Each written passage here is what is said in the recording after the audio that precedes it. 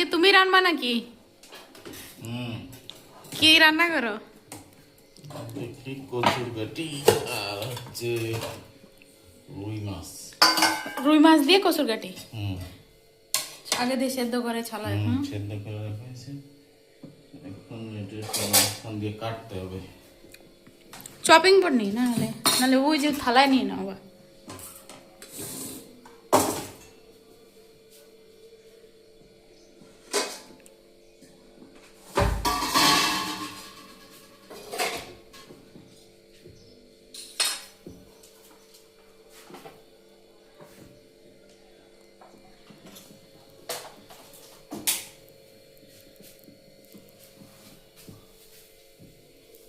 কি দেবা?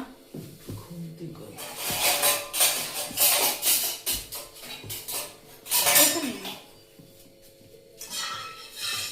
মাছটা আগে ভাজা ছিল, এখন তো আবার একটু ভেজে নিতে হবে।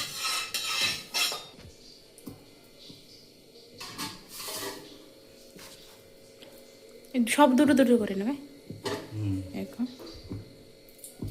দুটো দুটো করে তো বড় বড়, তো একটু মাঝখান দিয়ে কেটে নিই।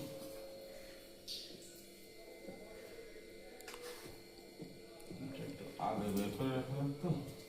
ছি, তোমার মনে ছিল না?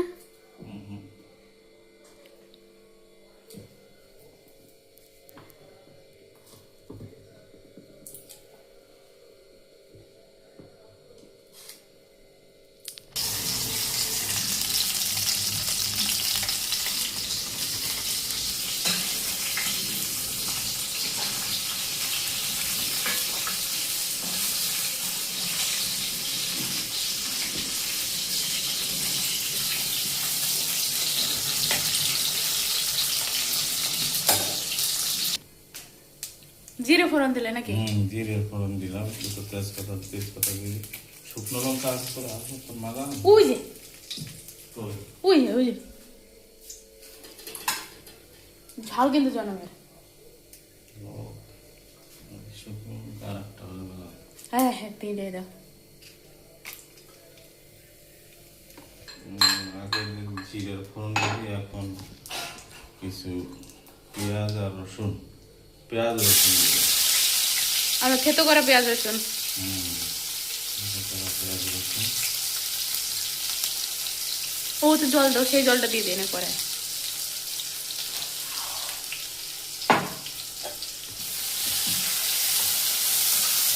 ওই ওই আর লাগবে তোমার? ডাকে দাও, নাহলে জল পড়বে না। আর জলই পড়েছে এরকম।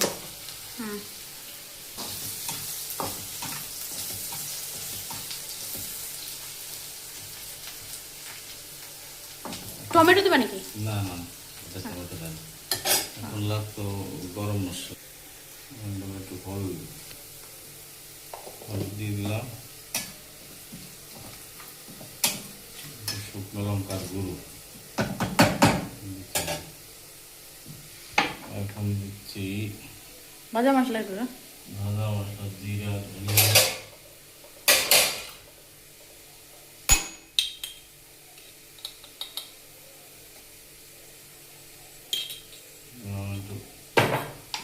হলে ভালো হতো।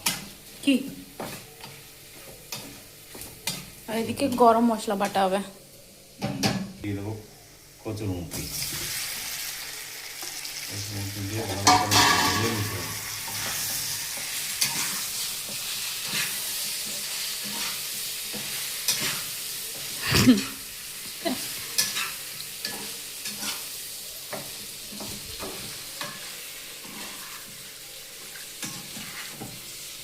ঢেকে দেবো যাতে একটু সেদ্ধ বেশি হয়, নিচে পোড়া না হয়, মানে জ্বলে না যায়। আচ্ছা, এটা কষানোর জন্য।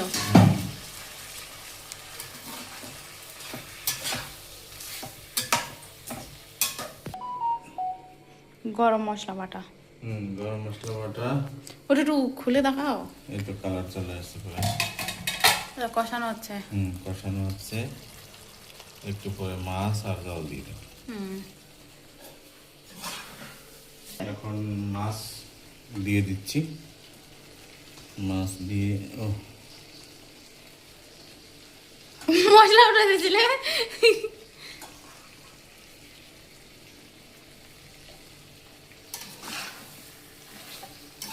ও এখন জল দিয়ে দাও।